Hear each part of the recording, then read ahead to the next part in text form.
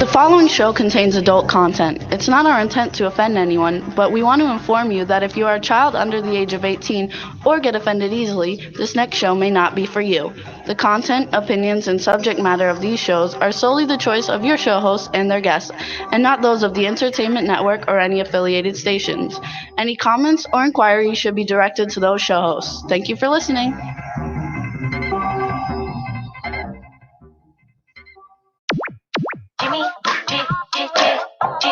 Jimmy, this is MC Alfred. Listen, I'm just chilling, feeling sorry, yo, sitting down and designing. Why every man never thinking, what are we gonna be wearing? Yo, I'm a Liverpool MC, can't test me. Big up the girls inside the party. Let's get down to crazy Jimmy. Big up myself and known as Alfred, the one and only, the Turkish MC. Always love the clothes of Jimmy. Fish, hunt your wanna be. Jimmy Star, new celebrity. We'll take you out. Hello, and welcome to the Jimmy Star Show with Ron Russell, bringing you the good times in music, fashion, pop culture, and entertainment. We want everybody to see us. I don't know if you guys can see us yet, but we've got something cool on that we want everybody to see. Before we get started, let's say hi to everybody. Hey, Rebel, I don't see us on the thing. Oh, it says live in 13 minutes. I don't know why. Anyway, what's up, everybody? All is good, and well, we're going to have a great show for you guys today. Before we get started, let's introduce everybody, starting off with my cool, outrageous man about town co-host, Mr. Ron Russell. I hate masks. I want this virus to die, like all the other viruses that have been in history. They came and they went. Well, when is this friggin' virus going to go? Cramping my lifestyle and all of yours out there, too. So if you guys see us, too, look at our masks. Well, like I said, we're not on the air yet. No, we are. I had to refresh the page. Well, aren't you the brightest one on the block? I am. Anyway, we're wearing our Clown Motel 2 masks. Look, everybody. See? Clown Motel. No. Ron shot his role as General Milan on Thursday. I'm taking mine off because I hate masks. Oh, you know, they're annoying. Oh, look at that. My mask went through my wire. Now I'm like Joe Biden with the mask hanging like a moron. So you guys, these masks are going to be available for sale soon. And when they are, we'll make sure we let everybody know. We got ours ahead of time because we were shooting on set. And Ron shot General Milan, and we were up in Big Bear, and it all went really good. And he's got another day that he's shooting with Lorraine Landon later. We wanted to give props to Clown Motel, and Joe Kelly and Angela Joseph is in the chat room, and everybody affiliated with Clown Motel too, because it's going to be a great movie, and we had a great time on Thursday.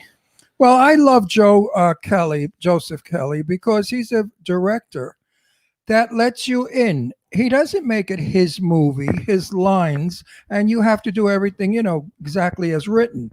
Because sometimes the writer doesn't see too much because he's so involved with the entire script, which is, 100 pages.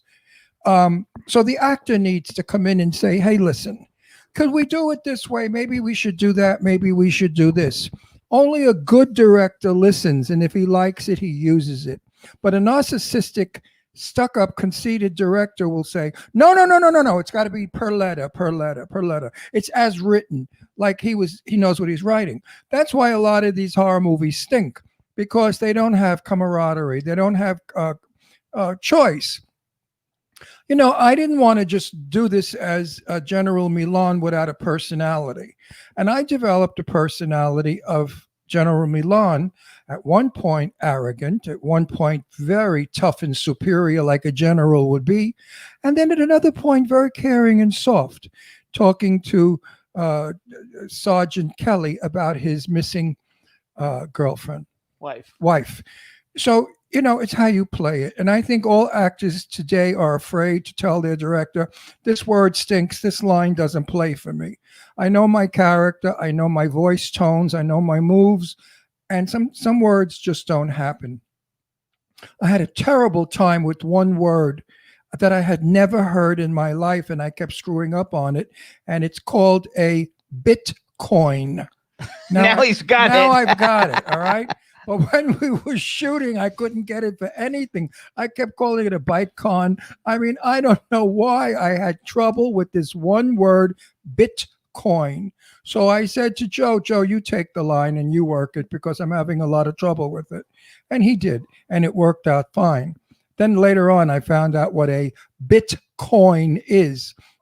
For those of you out there who have never heard of it, it's a computer word that means money in computer language. In other words, you can't spend dollars on a computer, but you can spend Bitcoins.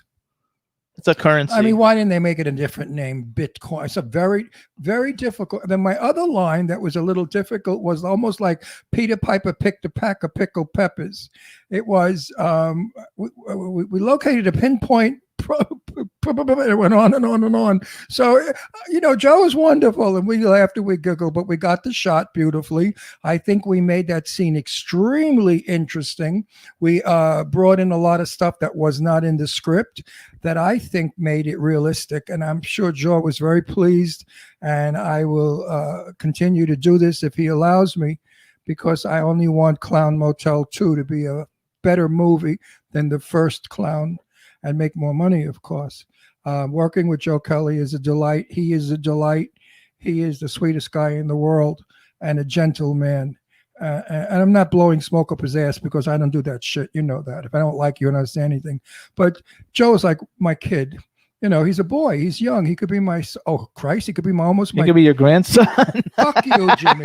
Fuck you, fuck you, fuck could, you. though. And one more fuck you, Jimmy. He could, though. Jimmy, there's a divorce court opening soon in Palm Springs. Watch it. They say your hairdo is fab. Isn't it gorgeous? Looking sexy.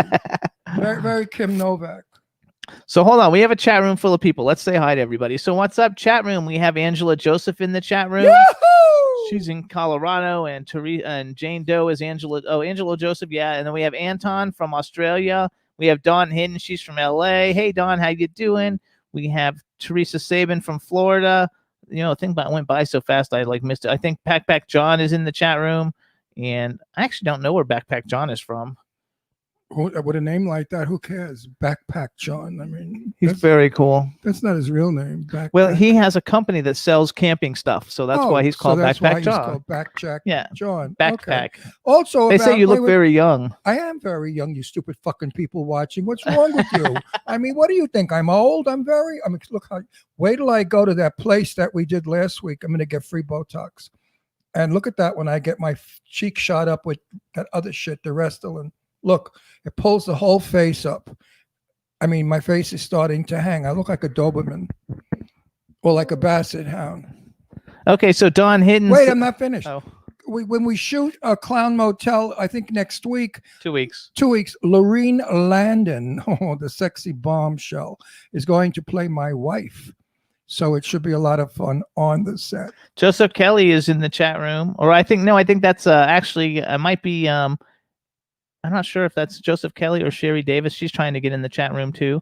Joseph Kelly is in the chat room taking a break. So I hope everybody's doing good. Sherry Davis. Yes, it's Sergeant Kelly. Yep. And Sherry Davis was as part of our crew as the nurse because she's an RN. And like I said last week, I said, "Oh, nurse, could you come here? I have pain around my testicles. Could you feel around for lumps?" And she laughed and walked away. You're not supposed to do that stuff on a set anymore. I don't know why, but they think the women get upset about it. And it's bullshit. Years ago, we had more. I mean, Farrah Fawcett was probably one of the best practical jokers on a set.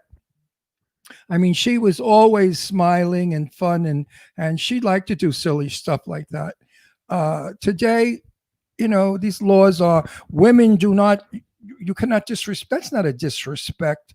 It's kind of a sexy way of saying, I find you attractive and sexy. By the way, you're the only one who can do it and not get in trouble. Well, because I'm gay and I'm 80 years old and they think I can't get it up. Well, they'll be very shocked to know I certainly can. And Angela says Ron is harmless and adorable. Eileen says hello to everybody. Eileen Shapiro. Oh, she's in here now? Yeah, no, she's not. She's texting me because she can't get in because she's on the train or something. Eileen, I heard that if you do Botox on your lips, not the lips in your face, the other lips, it makes them tighter. Yeah. And Dawn says she's from Bakersfield. And what's up, everybody in the chat room? You guys, thanks so much for tuning in. We got a really fun show for you guys today. Coming up. And Dawn, you never finished on my Facebook about that guy you made out with and why he made you cry. So I wrote, did you cry before you made out with him or after? Or did you cry because he had a little birdie? I wrote on Facebook today, tell the first guy you ever made, or the first person you ever made out with, and where it was and when it was. And I did mine when I was 14. Eileen texted me saying that she's going there to get that done now. Oh, good. This way, when I kiss you, I'll feel nice, tight lips. She said, yes, she did respond. Dawn did read it. Well, I'm on the air, honey. I will read it. I will read your response. Dawn is fabulous. I love Dawn. We met Dawn first at Crepitus. Remember the Crepitus premiere? No, but I remember Dawn. Okay. I don't. Listen, folks. In my 58 years in this business, I must have met a million people. Some I remember. Actually, it's 61 now. 61 years Yeah. in the business? Yeah. Oh, don't say that. Am I really 61 years? Oh, yeah, I guess Yeah, you I am. are. 19. Okay, in my 61 years who the fuck is in this business 61 years and is still working? Boy, talk about longevity.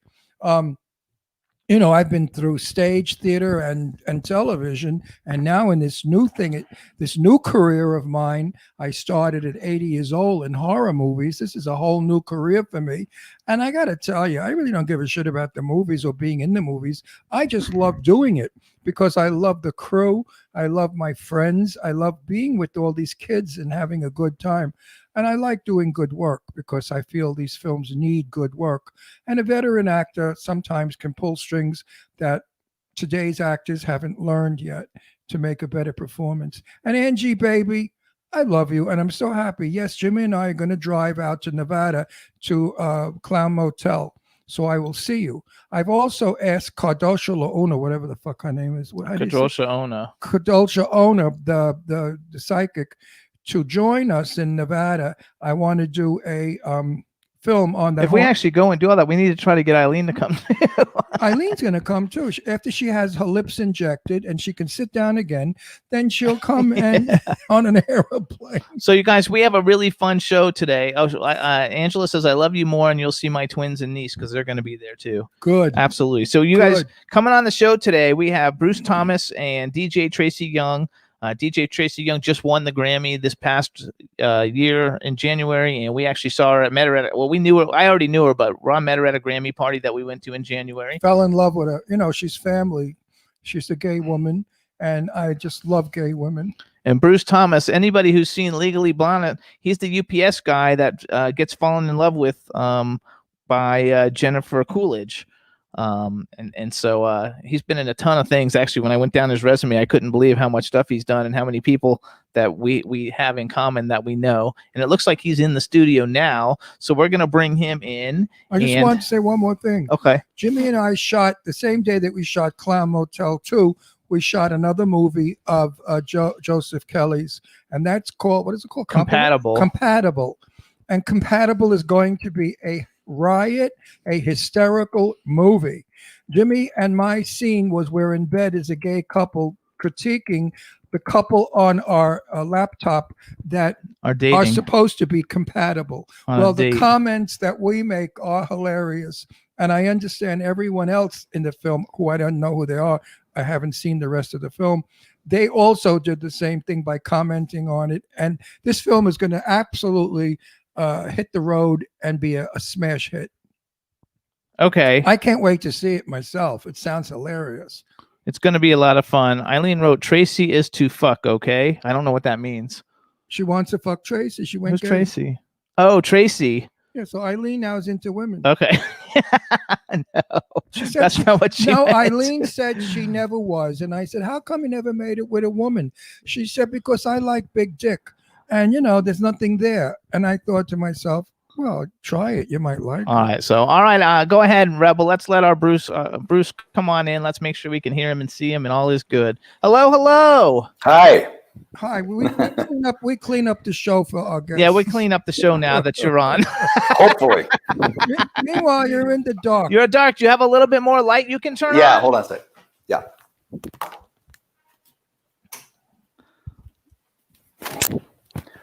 There we go. Much better. Hello. Okay, so we can hear him. So now you look like a nice looking Italian. Are you Italian? No, not at all. What are you? No.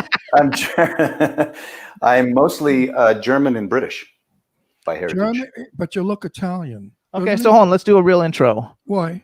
because we need it. All right, everybody. Now we want to welcome to the Jimmy Star Show with Ron Russell, the incredibly talented actor extraordinaire, Bruce Thomas. Hello and welcome to the show.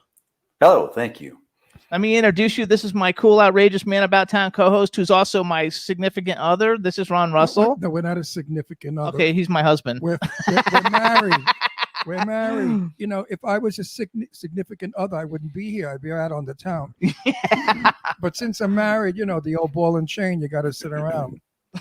So he's Ron. I'm Ron, and you're a Hi, Ron. you're a good-looking guy. I got a girl for you if you're single.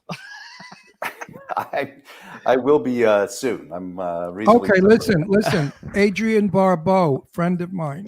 I've worked with Adrienne. Okay, so you know Adrienne. She said to me she would like to meet a nice fella, not to get married, just to have a relationship, to go out and have fun. So let me know when you're free, and I'll call Adrienne. And Adrienne's gorgeous. I mean, come on, you should be so lucky to get Adrienne Barbeau. She's a beauty. And I an worked with angel. her on Halo, and she was very talented on top of it. So. And Oh, sweet. absolutely. And- She's sweet too. But when she works, she's a little different than when she's social. When she's social, she's very much the mother and the house spun broad. I love her. I think she's a Hold on, we got to guy. finish introducing. So Well, no, I fixed him up. He's happy. okay. So we have a chat room full of people, about 8 countries represented. So say a hi to everybody in the chat room. Hi, everybody. And, and I also don't see they're the all- chat. I don't see the chat room. Can I? I don't think you can see it. Okay. Actually, if you go to the part where it says, I don't know if you can see the chat thing that says comments, you could click that, and I think it'll come from YouTube. There we are. Yes. But And also, our show has over 5 million viewers, so be nice. Wow. I clean it up for some of them, but they like us dirty. They say we love Ron when you fight with Jimmy and you curse and stuff, because we have common people in our audience, and common people like common shows. But we'll clean it up nice for you. now hold on. So first of all, wait. You're going to be Adrienne's boyfriend, so we have to respect. yeah, so no, we would respect you anyway. So first of all, you guys, you can follow Bruce on Twitter. He's Real Bruce Thomas, and it's real REEL, like a movie reel. Bruce Thomas. And on Instagram, he's Mr. Bruce Thomas. And I have to say, like, I don't really get excited by a lot of people coming on because we've been doing this. We're on the air for 13 years. Wow. Doing this, And so we're the #1 show for 3 years in a row. web show, yes. So I read that. get a load of that. So baby. we actually so we bring 2 famous people on every week. So we work in movies and stuff. So we get to meet a lot of people. But I'm excited for, because Legally Blonde is one of my absolute favorite movies like ever. And anytime I'm in a bad mood, I watch it just for like a pick me up. And since you're the UPS guy and you fall in love with Jennifer Coolidge, and it's such a great story, do you have anything you can tell, like some kind of like a quick little story you can tell us about Legally Blonde, just for all the fans that are watching? Because I don't know if that's their favorite, but that's mine. Yeah, it's cool 'cause it's- I'm going to punch you. My ears are breaking. Go. You're loud. Okay, go. It's Wait, hang on. Could you lean forward more so they could see more of your handsome face? I'm leaning No. it forward. Well- You want me to get in the Well, not like you're giving head. No, that's good. Not That's like good. you're giving head to all the women. But you know, Oh boy. give us your head. No, you're fine. to Just be like, s- oh, yeah. boy. Now we got a glamour boy. Now we got a Rock Hudson on the set. Very glamorous. Yeah, that's Good. me. You're a very handsome man. Don't pull that shit. No, with he me. knows it. No, he's going to play that innocent role. No, Oh, I didn't no, know. tell us a story. I want to hear I something. don't have a mirror. No, he knows. Of course he knows he's good looking. He was in Models Inc., which, by the way, Models Inc. is another show that I loved in the, like, I think that was in, I don't know, that was like in the mid 90s, I think. And you're only on one episode of it, but I like watched all the Models Inc.'s because like I was a fashion designer back then, and I really liked all of that stuff. So that's really the first time I saw you. And then I've kind of followed all along because you have a great body of work. I was a huge fan of Kyle XY. And but Legally Blonde is my favorite, so you got to just I tell like us that something. movie too. It was a decent movie. Legally Blonde. Yeah, I don't know why the junk they make today isn't as good. You know, no, seriously, it was done well. It was done like a studio movie. You know, a soundstage studio movie. This reality shit and this travel. I mean, I'm in film all the time, and we do it in people's houses. It's like a whole movie. It's like Christmas with a horror person. Well, with the to get back to the story, I was doing jury duty on a Friday, and I got out of jury duty early And I happened to check in with my agent that day. Didn't have anything going on. I said, well, fortunately, I just they threw the case out. I'm out. He said, well, if you're out, can you get over to Universal real quick? Because there's a guy named Robert Luketic who's doing a film. It's just a little indie film. I'd like to see you if you're available. So I went over there, read the scene, got the sides real quick, and just looked them over a couple times. Went in there and read with Robert. Walked out. Felt pretty decent about it. On my way to the front door of the building, somebody ran behind me and said, hold on a second. Are you available Monday? And I said, yeah. He said, you're in. Come to the table read. That's it. That was the easiest job I've ever got in my life. See, and you got a table read. That in horror movies is like never going to happen. You don't get rehearsals, table reads, or marks. You just go and you walk around like an idiot and you talk and you say things and they follow you. Now, listen to me. The guy or the girl that was in your court, did you say guilty or not guilty? Oh, I think they threw out the case, if I remember correctly. I think it was one of those things where they just pled guilty or something because they saw the jury was about to be chosen. And then so it was a waste of your time. Totally, yeah. I hate that. Shit. So go ahead. When I got to the table read, I saw Jennifer sitting there, and I had known Jennifer back when I was in New York. I spent 8 years in New York City and working in the nightclubs and restaurants and stuff. And so Jennifer used to come in as a young comedian who was doing improv and stuff with the Groundlings, I believe, or some place that was doing stand-up in New York, and so we knew each other sort of briefly back in New York, and it was such a pleasant thing to see that we were paired up in the film. It was great. It's very nice working with friends. I work with friends, and I enjoy it a lot. Now, 68 years ago, I started in clubs in New York on stage. Imagine 60. I can say 68 years ago. That's so sad. But what club? He's 80. It feels like 68 years for me too. Well, what clubs did you work in? I mean, you came way after me, but I was in 1983, 84, 85. At like in my mid 24, I think I was 24 years old. I was the head doorman at Limelight nightclub. Oh, we used to go there. Yep. So yeah, I was the douchebag outside that didn't let anybody in. Didn't let anybody in. Oh, you were the guy I punched out. I remember. I was punched out quite often. There was a lot of dangerous shit. I betcha. And also, what was kind of cool was Chaz Palminteri was my bouncer. Oh, that's so cool. Is that a movie or for real? That's real. For 2 years. It was before.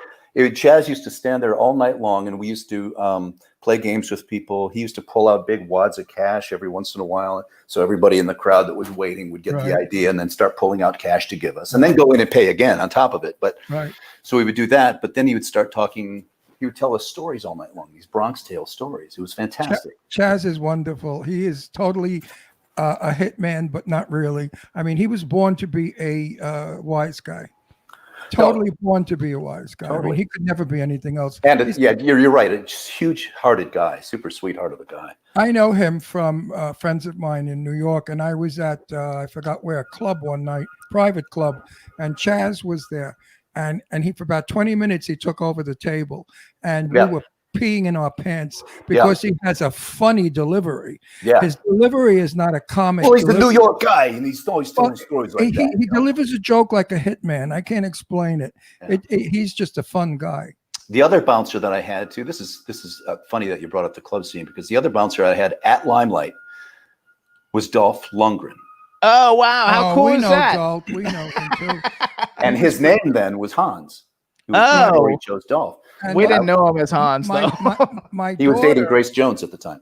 My daughter, Leslie, won Power's Top Model of the Year at Limelight. And she walked that big runway, and I was so excited. The first time I ever saw my kid do anything like that. But I used to hang out. I went to Shirley, I'm getting old. My good friend who I love. The crazy one that thinks she's from another planet. Shirley MacLaine. Oh my God. Shirley MacLaine's birthday party. That was a trip. I had to tell you, that was a trip. So actually, too, though, because I'm a publicist, is how I support myself. And so Grace Jones's brother, Chris Jones, is like one of our clients. He's a nice guy. He's a nice guy. So Cool it's a guy. small world and 6 degrees of separation. Hey, So- can he get his sister to come on our show? Oh, I don't know. Did you ever ask him? No. Well, why don't you ask him? I I don't know. love It's Grace. funny talking about Chaz Palminteri too, because he just messaged me on Twitter because I asked him if he'd like to come on the show the same way I asked you, and so he sent me his email. Oh, Chaz? Yeah. Chaz is a fun guy. The restaurant that we were in was the guy died. He had a brain tumor. What was it? It was, I forgot. Anyway, I want to to do some bragging for Bruce real quick before we keep talking. So first of all, as you guys have seen him in a ton of things, one of the big things, Kyle XY, was a great show. It was only on 2 seasons, right? Was Three. it 3 seasons? It was a great show. I loved it. Some of the people he's worked with, not including some of the ones we'll talk about: Kevin Costner, Bruce Greenwood, Carrie Ann Moss, Luke Wilson, Linda Gray, Reese Witherspoon, Selma Blair, Victor Garber is one of my favorite, Jennifer Coolidge, Ethan Embry, Annabeth Gish, Tyler how do you pronounce his name? Hoechlin? Hecklin. He's Superman, you guys, on TV. Bruce Campbell, Sally Field, Regina King. There's a whole bunch more because I have them written next to the little things that he's been in. But some of the TV series you've seen him on: Weed, CSI Miami, Bones, Beverly Hills 90210, which is a big one for me, Star Trek, Enterprise, Diagnosis Murder, Desperate Housewives, NCIS, NCIS LA. And you also are in a shit pot of video games and animated series, and you're like in everything Batman.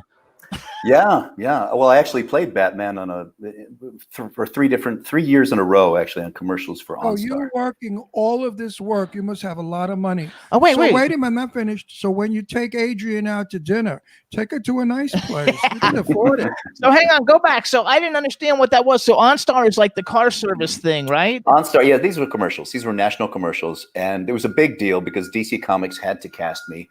Andrew Davis, director of The Fugitive, directed the first one, and then Vincent Ward did the second batch of them. But we did 9 commercials total, and I got to work with Michael Goff, the Alfred. I wore Michael Keaton's suit. It was a huge deal. I got to ride in the Batmobile, and it was really cool. It was the era between Clooney and Bale. I think that's awesome. Now that I look at your face closer, because I'm having cataract surgery tomorrow in my right eye. I swear to God, no joke. And I don't see too hot. But now that you come closer, I know your face and I know who you are. I've seen you work. You're good. He's been in things with all kinds. He did a movie called Just Desserts. No, I know. With Laura and Holly. We're friends with their dad. I know who. Brenda Vaccaro. I know, but I'm bringing it up because it matches. I love Brenda. I was on Sarah with Brenda for 14 episodes when she did Sarah on at Universal. I love Brenda. Brenda Vaccaro is my. Wait, go back though. I want to talk about Batman because. Wait a minute. Did you love Brenda? Didn't work with her personally. I wasn't on set with her at the same time. Oh, what a shame that is. She's a sweetie pie. He also did a couple of episodes of Bold and Beautiful, and we've literally had like 40 people from Bold and Beautiful on the cast. And the one we like, do you know Sean Kanan? No. Soaps are the hardest working actors in show business, I think, on soaps. And people make fun of them, and they joke about soap work and how it's melodramatic. Well, that's just the way it's written. But but it's the hardest work I've ever done. Wait a minute. I was talking to Tristan Rogers, you know who he is, and I said to him, I have such trouble at my age now with lines. And Tristan is maybe 5 years younger than I am. And he said, well, I'm still pretty good. He said, I could still remember 40 pages. Yeah. And I looked at him. I said, what the fuck are you crazy? 40 pages. Now get this. It's 25 to 35. Yeah, that 40 pages is a lot. But when I was working, 25 to 35 pages every single day because it's a new show every day. But not only that, it's a very stylized way of writing. And you're saying basically the same information tomorrow that you said today, but it's kind of scrambled it up and make it sound a little different so it doesn't sound completely repetitive. But it's so that the fans at home can catch up if they missed a few shows. So you're basically regurgitating the same thing, saying it different ways. It's very difficult. Well, I think I've been asked, I'm not sure yet, but I've been asked to be on Studio City, which is the new major big shot soap. And I'm a little nervous because if they start throwing 35 pages at me, they're going to be very unhappy with this actor. Because not only that, that once you get the first take under your belt, if you mess up the first time, I should say, they start looking at their watches and going, okay, you got one more. If you don't get one more, we're going to move on without you. Right. Yeah, so now was that hard? Makes you feel good. Was that Yeah. hard for you? And do you still have trouble remembering now that you're like not as young as you were when you did Bold and the Beautiful? Do you still have trouble like we're learning lines, or it's still real simple for you? It's learning lines for me is simple. Once you do the work, once you apply what you're trying to do in the script with it, once you apply your intention for every single line and every single beat and every single moment, the words kind of lock in. That's why you have to do the work. You can't just memorize the lines and then go to set and you just kind of walk through it. You have to do the work. Yeah.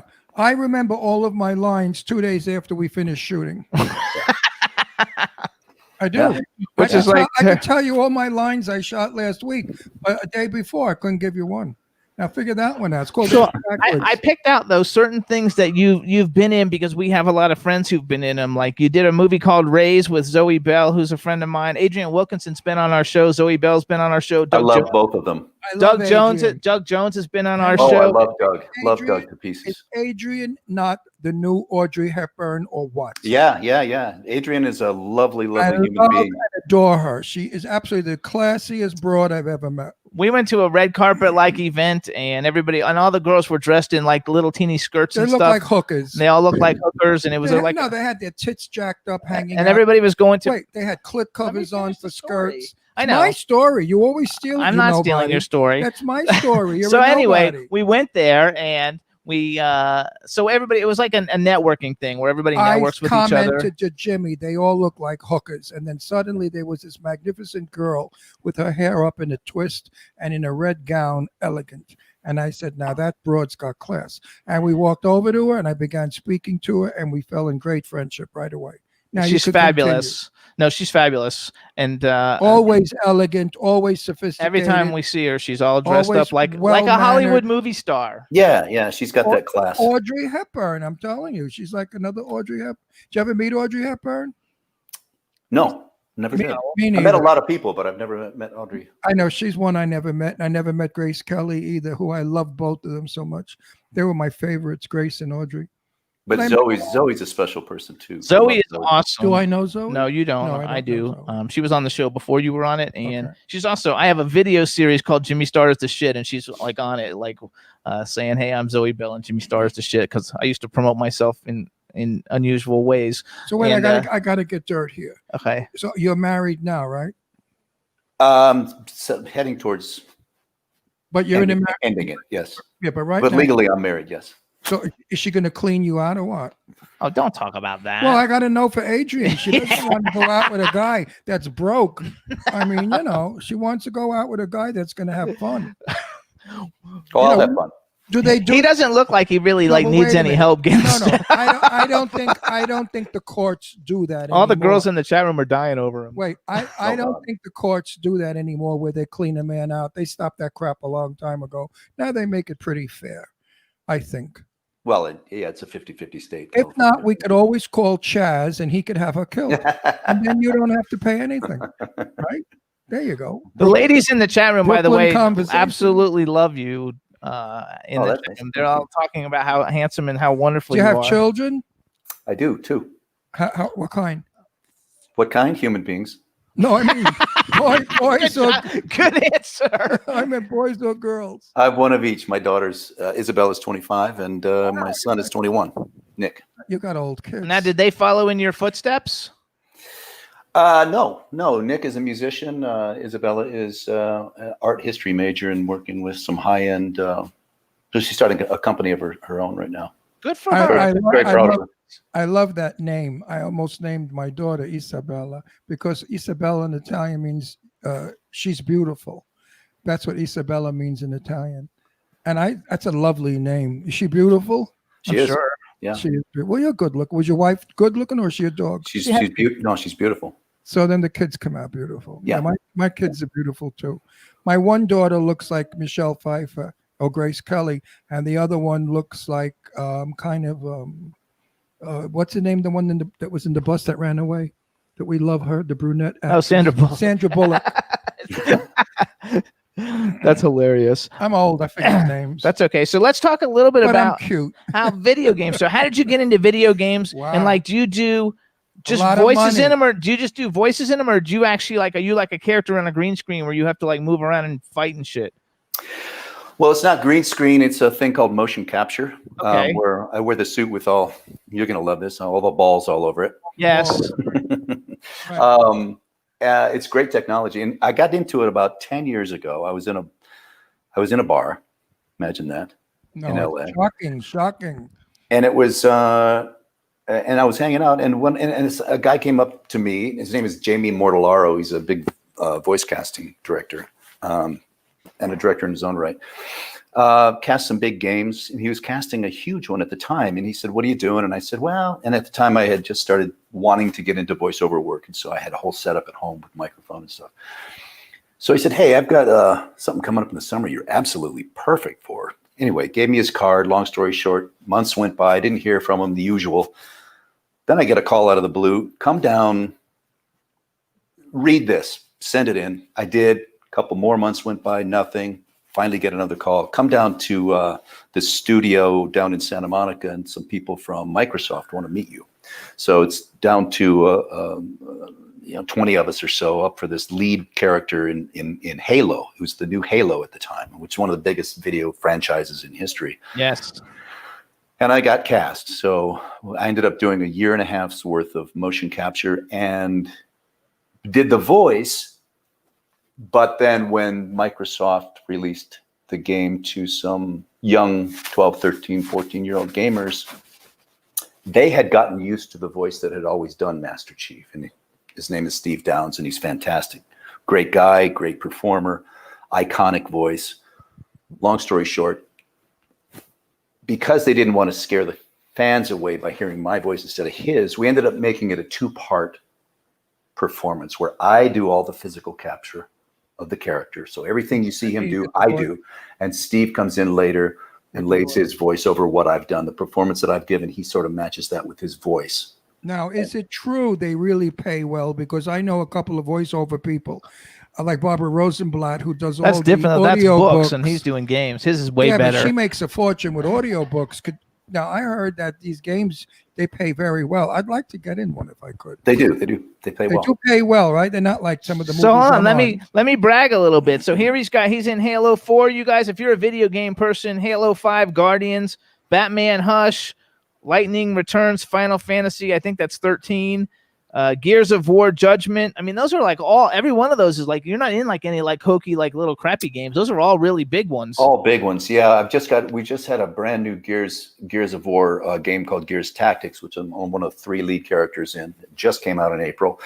I've got another one that I'm finishing up that I can't mention, but it's another big one. And I'm the lead character in that. And then, well, a brand new Halo just was announced. It won't be out till the fall, but Halo Infinite is the new one. So yeah, things are cooking. So do you have a different agent for that kind of work, or is it the same agent that does everything? Different agent. I have an agent that's exclusively voiceover. Okay, that's now, hang on, let me finish. Do you know TJ Storm? I know who he is. Yeah. Okay, because he's a pretty good friend of ours too, and he does all that motion capture. I don't know if he's in video games, but he does it in all the movies. He's like the Predator and Godzilla and he's doing video games too. Well, Rudy Tooty for you. You're such a big shot. Listen, how far do you live from Studio City? I used to live in Studio City. That I no longer have that house for obvious reasons, but I'm now in Woodland Hills. Woodland Hills. So you're not far from Adrian because she lives in Studio City.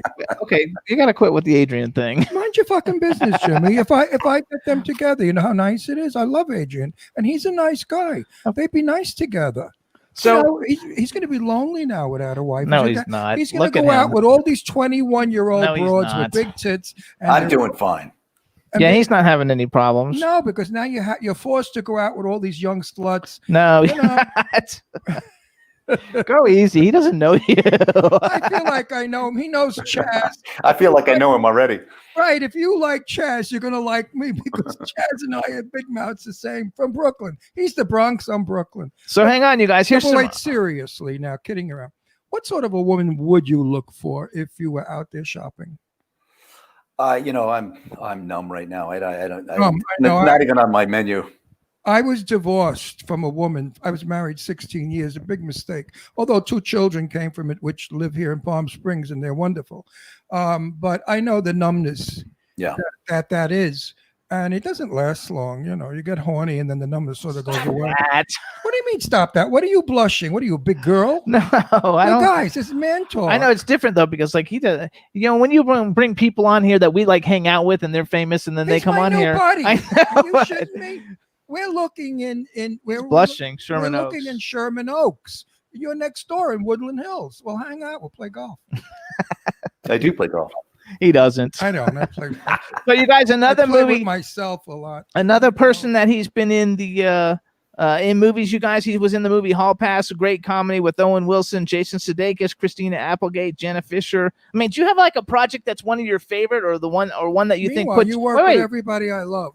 or one that Yeah. puts you, like on the map because you have such a great body of work. You're one actor who hasn't had to do a lot of shitty horror movies. You got Army of Darkness. Excuse me. What's wrong with shitty horror movies? Army of Darkness, Army of Darkness, and I think I saw another one about a babysitter that was a horror movie. Maybe Babysitter Wanted. Yeah, that was a unique little movie where I kidnap babysitters, young girls, and make them feed raw meat to my 6-year-old son, and then I kill them. I know Dawn in the chat room is saying that she loved it. And I know that you are dying to get back into horror films for $112 a day. Yeah. Yeah, that's a nice payday. Actually, Dawn told me to tell you she loves that movie. She thought it was fabulous. Thank you, Dawn. Do you watch horror movies at all? No, I've got a couple of friends who have a company. Well, Elijah Wood and Daniel Noah started a company, Spectre Vision, and they do some really high-end horror films. They're really, really into it. I never really, that wasn't my thing. I appreciate them, but it's not something I seek out. It's not my thing, and I don't even like them. And I'm in them. I don't like arms being torn off. Like, in the big friggin' rat that I'm in, a huge rat the size of a Volkswagen, supposed to rip us to pieces. And I don't really care for that kind of stuff. I think it's bad for young kids to see all that gore and blood. It makes them very numb to people being harmed and hurt. So hold on, because I'm like an 80s person. That's why I keep bringing. Wait a minute. Now I'll never work another horror film again. I guarantee you that. No, you're hear what I just said. No, you're in them anyway. You love it. So give us some kind of scoop. So how was it? You were in, I think, 4 episodes of Beverly Hills 90210. That was the good one, not the remake that they did. Oh, that was fun. That was the good old days. The storyline I had was I was Michelle Phillips's love interest. Okay. At Mamas and Papas fame, the blonde from the Mamas and Papas. Yes. I know exactly who. Fantastic woman and partier. Gorgeous woman. Yeah. And so I got to make out with her. Wasn't she Steve's mom, like Ian Ziering's mom or something? Something like I think she was Ian Ziering's mom, I think. And then so Tiffany Amber Thiessen played her daughter, and then in the show I ended up also making out with her. So I was a cat. Oh yeah, I What love a shame. Tiffany Amber Thiessen. What a pity they forced you to make out with Michelle. I mean, I would have said no. That's not going to be in the script. Yeah. Right? I mean, making out with Michelle is really hard work. You son of a bitch. I mean, give me a break. That was the good old days. Actually, you Tiffany bet Amber they were good Thiessen old was days. too. Kissing Michelle, they were damn good old days. We were actually at NAMM before all the COVID thing in January of this year, and we were throwing an event, and Brian Austin Green was there, and so we got to hang out and talk to Brian Austin Green. And I'm just a huge Beverly Hills 90210 fan, and I always have been. All those Melrose Place, all those trashy soap operas from the 80s, I love all of them. Spelling. A gossiping girl. I am, though, because I like soap operas, and in the daytime I couldn't watch them. So like those nighttime, so Dynasty, all that stuff, Dallas, all that stuff was fun for me. I liked all of it. Anyway, you said that you kissed Michelle. That was a big deal. Well, I got you beat. I got a kiss from Sophia Loren in a movie I was in. Oh. So there you go. On my cheek, of I course. don't know if it's beat. It's two completely different kind of Yes. women. Well, and yours was on the lips and his was on the cheek. She kissed me on the cheek. But I have a Sophia Loren story as well. So when I was about love 20, her. Say nice about her. I love her. Oh, it's great. It's great. I was very young. I was 21 years old. I happened to be friends with Drew Barrymore and her mom it was one of the very first films I ever did. I just happened to get really close with those too. And when I came out to California one time, I was 21 years old. They said, we're going to go have lunch at Sophia Loren's house. And I went, well, so I got there. Carlo Ponti was there. We had a couple other people that showed up. We had lunch, beautiful, beautiful place in Santa Barbara. Lunch. After lunch, I sat down and Sophia was really into, I don't know if you remember this, but she was really into reading poems and stuff like that. So she sat me down and she showed me her poem, and there was a bunch of asterisks on the inside of like little lines that formed asterisks, all little stars, she called them. And she said, that showed me, and that shows you that I was born to be a star. And I was looking at my hand and I said, oh, I have one. And she looked at my hand and she goes, you have a very nice imagination, darling. That's something, I was on the set with Sophia, so of course we were working. I was a soldier, and I was not allowed to go over and talk to Tab Hunter, Sophia Loren, or George Sanders, or Barbara Nichols, because they were the stars. So they, those days they told you can't go there. They tell you that now too. Well, I told them to go fuck themselves now, but back then I wanted to be in the business, so I ate shit for a while. But anyway, I'm a Brooklyn guy. I snuck over and I sat in George Sanders' seat because he wasn't shooting that day. And I started speaking Italian to her. And she loved me. She said, your Italian is as bad as my English.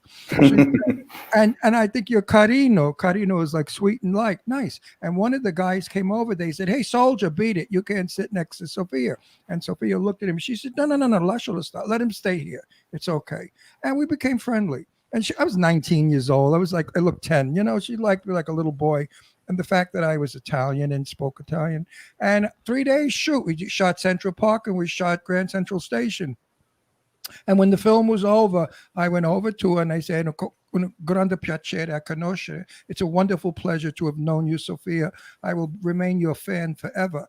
And she said, vieni qui, come here. And she kissed me on my cheek. She said, Caro, dear. Well, I went home, forget about it. Everybody in my neighborhood, I said, screw all of you, don't ever touch the face. Yeah. Sophia Loren kissed me here. They said, hey, you're full of shit, you're not even in the movie. I said, oh, really? You don't think so? Wait till it comes out. Well, the movie came out and I stacked the theater with all my friends. Guess what? It's the opening of the movie with the titles running down. And you see Sophia and Barbara walk past me and me like a schmuck jumping up and down waving. But anyway, that's my Sophia story. I love her. She was a dear, sweet woman. And she was 26 years old at the time. Wow. Yeah, so this is 1959. I was a great boy. memory. Oh, I actually yeah. I have a fan question for you because Dawn is like freaking out, loves you. She says, if you wanted anyone to watch one of your movies, what was the movie that you would want people to watch if they could only watch one? Good question, Dawn. Probably either. Well, hard question. Probably either Hall Pass or Legally Blonde. That represents me pretty well. Hall Pass represents who I am more than Legally Blonde. Legally Blonde was fun because the director just said, "Go for it. Let's have some fun with it." And, I really liked that movie, and I remember your performance, and you were good. You're a good actor. It was written to be just a hunky, like good-looking UPS guy, and the fact that Jennifer and Reese were crazy about me. But then when we got on the set, and I turned it around, and I said, "What if I'm the one that's smitten with her?" And the director said, "Let's try it. Go for it." See, that's how I've talked to be earlier about working with the director. Now, They love it. You are a hunky, sexy guy. Now, if you were Italian, you'd be more hunky and sexier. Since you're German, we lost a few points. But, So wait, I have a question, because I have a question. Okay, go ahead. What female star you worked with did you really ever have a crush on?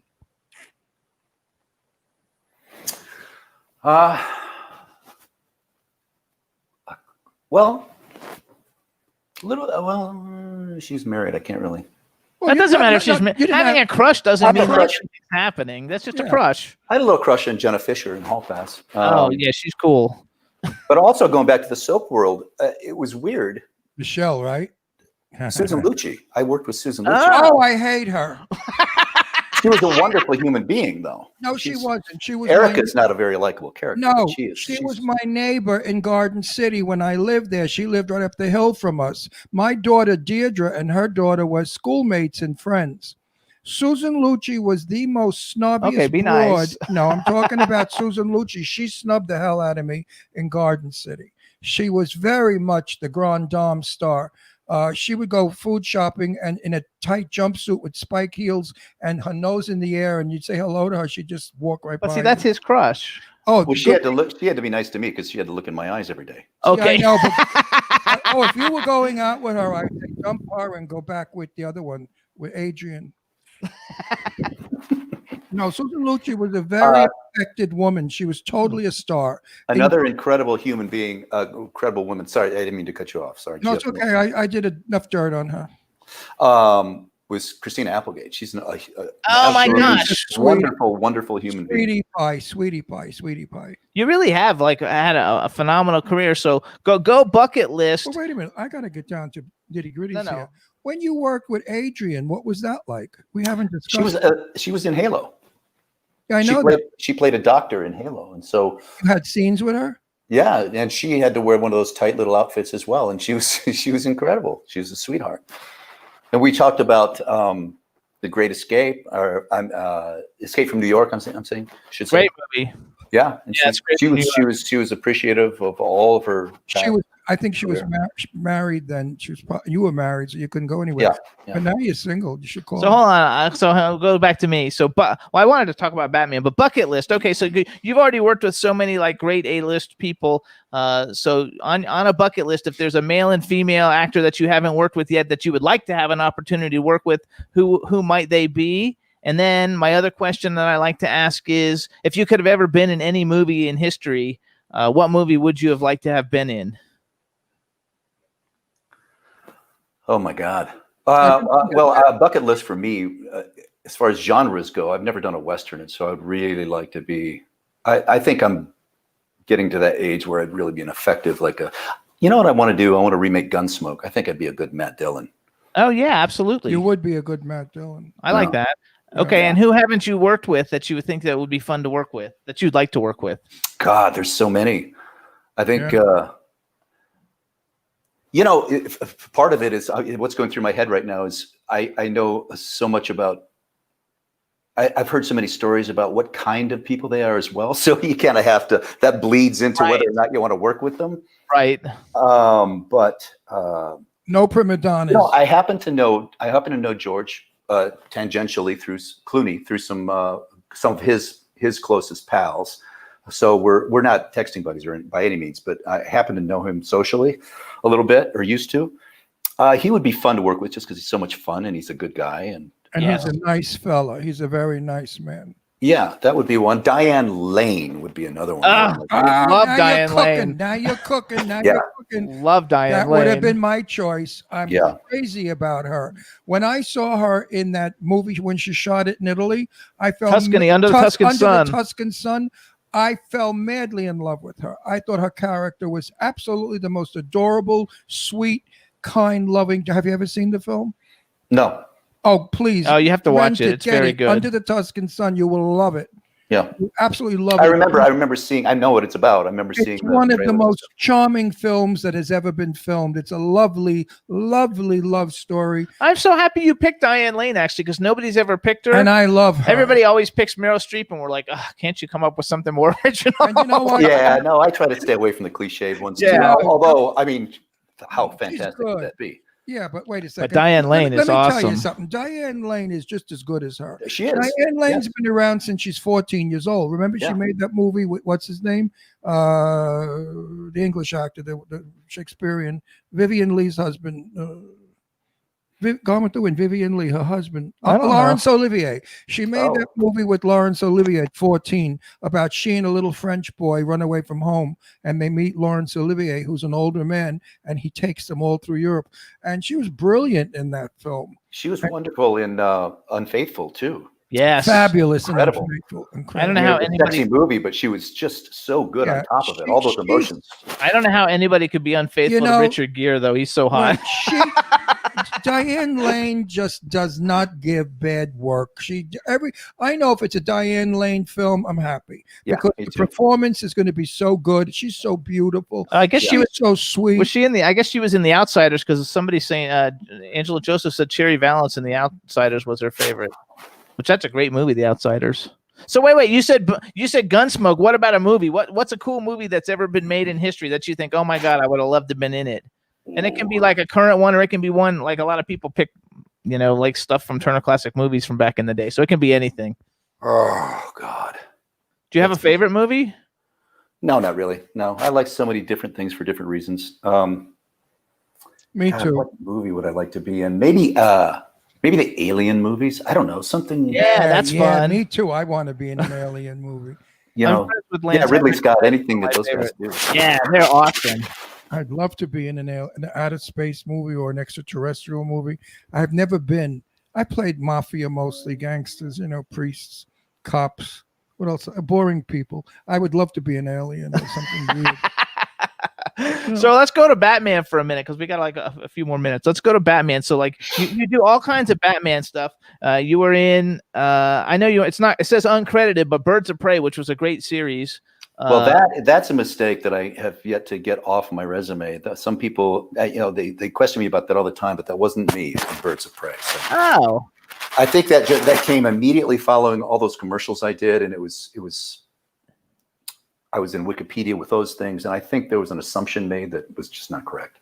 okay. Well, how did you get? Are you a Batman fan? First of all, like I'm a Batman. Oh fan. yeah, totally. I have tons of Batmans in my office. Oh yeah, huge Batman. Of all the superheroes, Batman was always the one closest to me because I've always been drawn to the darker.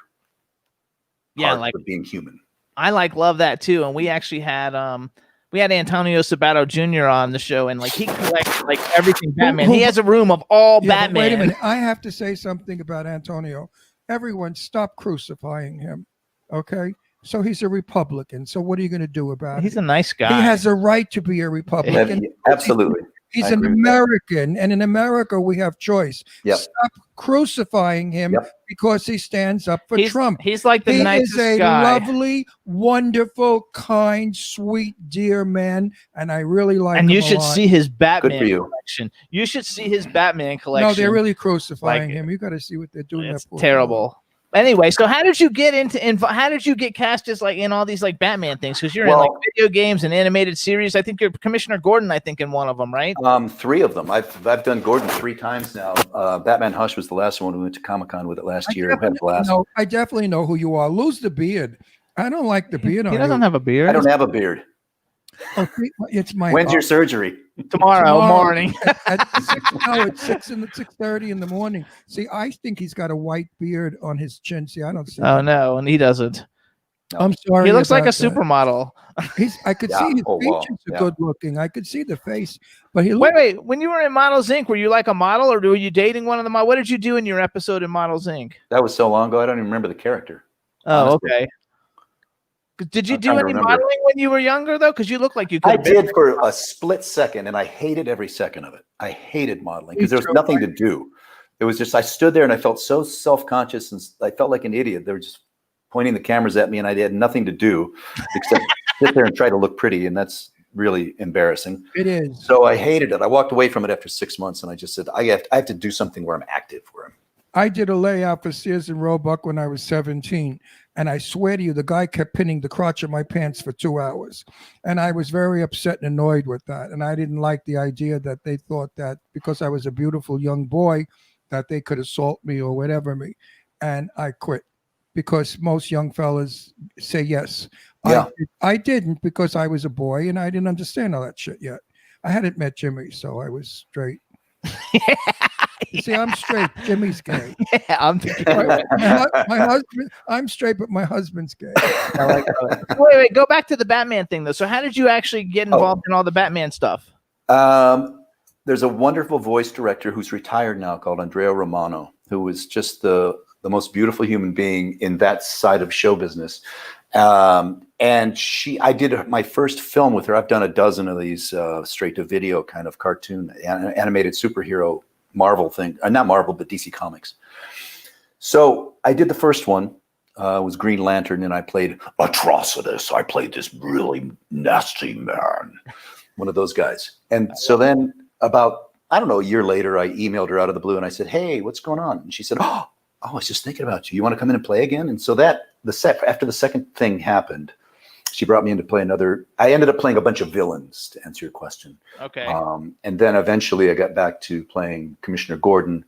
But after that second time she brought me in, then it just became a regular thing. And I never had to audition for her. She just booked me on stuff. It was really cool. That was very cool. What's your Commissioner Gordon voice? Yeah. Well, the he's same? in Batman Hush. Well, Gordon was pretty much like this. He's very close to Batman. He's in this one. It's hard to tell between myself and Jason O'Mara sometimes. I We love played him that. very similarly. I'm Commissioner Gordon, but I'm very stoic. And Batman, you can't do that. No, Batman. It's Catwoman. I love doing different voices. Watch this. When my hair's pulled back, I look like a guinea killer. Now listen to this. I says to her the other day, "What are you doing over there? Get over here!" He plays the guinea that's all the great. I time. always play that Brooklyn wise guy, killer guy. I just killed somebody in another movie a couple of weeks ago. It's amazing how they really never get me out of character. When I was young, I did a lot of television. If you're good, you're good. You end up doing the same thing over and over because you're good. Yeah, I know, but you get typecast. You become a hood. Yeah. You know, Yeah. When I was younger, I did a lot of TV. I did Macmillan. I did Aunt Charlie's. I did all of them, and I always wanted to play a romantic lead kind of guy that got involved with a romance. Never. In Charlie's Angels, I was what was I? A pimp. Hang on, wait. I was a wait. pimp, I think. I want to go back to him. So you want to be in a Western? I've never seen it before. Do you watch that Kevin Costner show, that new one? Oh no. Is that a Western? Okay. You just reminded me I have to see it because I have I want to see it too. I was thinking though, like, Dave Annabelle is on it and he's a buddy of mine, so I have to. I heard it's really good. and I think it's a Western. I mean, they're in cowboy outfits. So Yeah. You should tell your agent to pitch It's you a to modern that. day Western. Yeah. You should get pitched to that one and see. So like when you were in 13 Days, did you actually have any scenes with Kevin? It's one I did. thing that I've never seen that movie. I only had scenes with Costner. It was that was a very small part. I was just playing a doorman who Costner's character, O'Donnell, real life character, came in and out of the White House every day, and he always saw me at the door. I was always the security guard at the White House who let him in and out. So it was just very brief scenes. The reason I got into that film was Roger Donaldson, the director, is a friend of mine socially. So he snuck me in there for that, and I got to work with Kevin a little bit. How cool is that? Though? How is he to work with? Was he nice? I heard he's a little cool. He's good looking. No, cool, sort of standoffish. I heard that he doesn't socialize much on the set. That's why I answered the way I did. He's good looking. Cool. Yeah, he's good exactly. Because no, I have a friend of mine that worked with him, and in fact, he was. And we love him, by the way. He was on our show, so No, he's a great artist. Yes, I'm not saying anything that wasn't said because the actor was on our show. We interviewed him, and I asked him what was Kevin Costner like, and he said, "Stay away from him. You know, let him. He does his lines and he leaves. He's not social." Yeah, but he is a great talent. We love him. Yeah, and he's a good-looking old man. Great you know, looking. for an old man, he looks good still, yeah. which is important in our business. Absolutely. So hold on. So we're gonna do some more I press want to here. ask him one more question. And this is an honest answer I need. If they gave you a starring role in a weekly TV series, would you accept it? Yes. You would? Without reservation, yes. Oh, I get tired. I would never. Oh yeah. No, I'm looking for something. That's a lot of work. It is a lot of work, yeah. But, holy shit, you have no life, Bruce. But now that I have, I don't have a life right now, so I'm looking Well, to get my mind preoccupied again. So something like that would be perfect. As soon as you get better and you go out with Adrian, you'll have a life again. Because she's a very nice gal that likes to have fun, and she's a good cook, and she's a homebody, and she's a sweetie pie. So just be her friend. You know, you don't have to. Actually, they want to see you as a gnarly cowboy too. Yeah. So we got to try and get you in as a gnarly cowboy and into any producers in the comment section there? Any producers? No, but I know a whole bunch, so I'll remember that. You know what? I'm 68 years in the business. I know everybody, the dead ones as well. I mean, no, seriously, everyone. Jane Russell was my best friend for years. For 20 years, we were brother and sister. In fact, I took her name. And she's gone. Blackwell's gone. Debbie Reynolds is gone. Joan Rivers. I could go through the whole list of all of my old bag friends. I'm one of the surviving people. Julie Newmar and Julie Newmar is older than I, and Terry Moore and Nancy Kwan are the only people left from my gang of old bags. Imagine, and we were quite a group years ago. What a wild group we were. Woo! I bet. Oh yeah, I you am should only know. I've got 26 different projects that I'm in different stages of development and producing. And when I get money for some of them, one of them's an actual TV series that could. I don't have any westerns though, but if anything comes my way, I'll remember you. Well, I did a film called Interference that's on Amazon Prime right now. I think Dawn saw it. I saw. Yeah, Dawn saw it because she said Interference and The Babysitter one are the two that she picked out. That I think I played a guy named Wolf, and I really like that character. He's super dark. He's like he was about to he's one of those classic film noirs where he's about to retire. He's got one last case. It ends up involving some of his family, and I could see that guy doing almost like a Columbo kind of series. See, that would be fun. Stop that, Astro. Shop. Astro. That's our dog. Do you have dogs? I had you had 2 dogs. Yeah. Yeah, we have Back 3 at the house. rescues. Once the little one starts, the rest of them start barking. Astro, stop it. He's 7 pounds of terror. Astro, come here. Astro. So anyway, hold on. So because we've got another guest that's going to come on now. So what I want to you're do? great. Let me tell you something. I'm pushy because I'm from Brooklyn. I'm allowed. You're Woodland Hills. One day, you and Adrian and Jimmy and I will have lunch. Stop with the laughing. It's going to be. I'm a witch. I know. I'm a warlock. I know what's going to be. We're going to have lunch together. My treat at the deli on Ventura Boulevard. I love that deli. Don told me to thank you also for following her back on Instagram. We wish you all the luck. You guys follow him on Instagram. He's Mr. Bruce Thomas on Twitter. He's Real Bruce Thomas. If anything comes my way, I'll get in touch with you and let you know. Because anytime I need some followers on Instagram. I'm horrible at trying to get them. Yeah, you guys. So follow him on Instagram. And everybody out there, this guy is the real deal. No phony, no Hollywood bullshit. He's a regular Joe. So follow his career and support him because. Thank you, guys. No, it's true. You're a good guy. If you were a jerk, I would just say thank you for coming on our show. Fuck you. Screw you. Anyway. So, Bruce, thank you so much for coming on the show. Everybody enjoyed it. If anything we can ever do for you, if you've got anything you want to promote, just let me know and we'll bring you back. All right? Thank you guys. Thank you so much. Good luck. Bye-bye. Nice guy. Absolutely. What a great guy. I enjoyed this interview a lot. Hey, you guys, and he's got great films. And anybody who doesn't like Legally Blonde, you just have to watch it. It's the feel-good movie of the year. It is so awesome. It's so much fun. We want to welcome to the chat room Dave, Stars Now UK. Wait. And don't you think he and Adrian Barbeau would make a good couple? I think they would fit nice. No? What do you think? Jim? Maybe. I think he'd be better with Adrian Wilkinson. She's too young. I don't think he's like my age. Oh, well then Adrian's too old. Anyway, they'll work it out. I think the whole thing is fun. I didn't even see your text there, Angela, so I don't even know what it was for.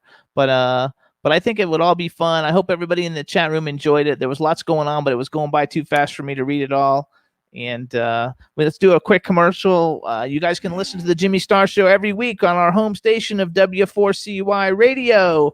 We're on from 12 to 2 p.m. Pacific time, 3 to 5 p.m. Eastern time.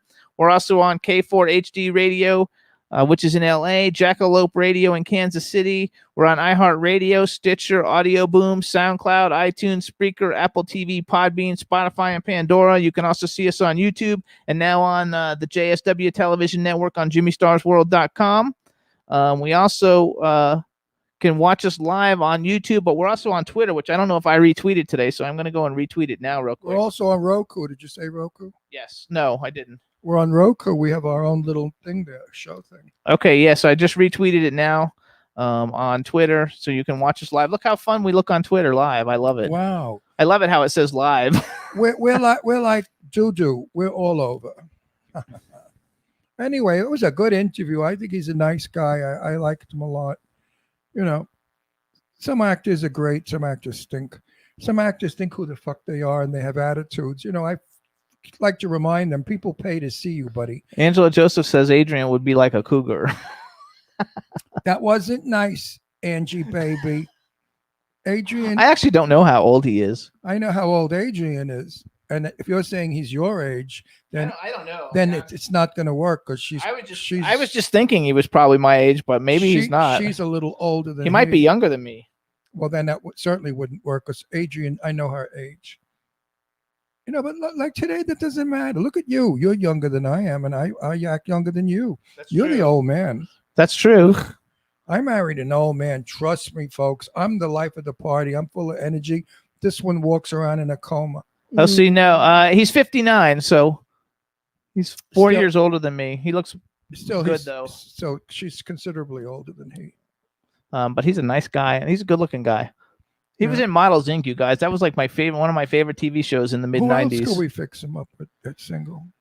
I don't know. Not nobody yet. We'll give him a little bit of time to get over everything, and then we'll Yeah, get but it men going. men that age always go for these young bimbo jerks. Nah, he's not gonna. that screw up your life. They're good for a hump, and that's about it. After you hump them a couple of times, it's boring anyway. Same old, same old. Right, Angie, baby. Oh, she got a big We need to mouth. set him up with Dawn. Dawn seems to really like him. Dawn. Anyway. Dawn cries when guys make out with her. Oh, also, She wrote that on my I Facebook know. page. real quick, you guys, let me show you. A couple weeks ago, we had Kenny Wilkerson on. He sent us a copy of his book, Rockin' Recipes for Autism. You can buy the book at rockinrecipesforautism.com. It's a great book. It's got recipes by all your favorite rock stars. People from Ozzy Osbourne, Whitesnake, Quiet Riot, Stone Sour, Warrant, Poison, Evanescence, Great White, Queensryche, Skid Row, Toto, Dokken, Nova Rex, and many more. It's a great book, and it's a charity book. It costs $29.99, but the money goes to charity to help an autistic organization that helps kids and people with autism. And don't forget to get Eileen Shapiro's book, Waiting for Adam.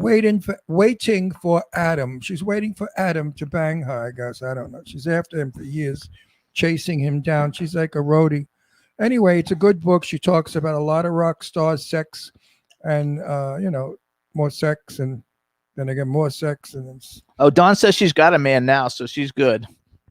good for you. Good for Dawn. you, Dawn. Dawn is super nice, you guys. Follow her on Instagram. Yeah.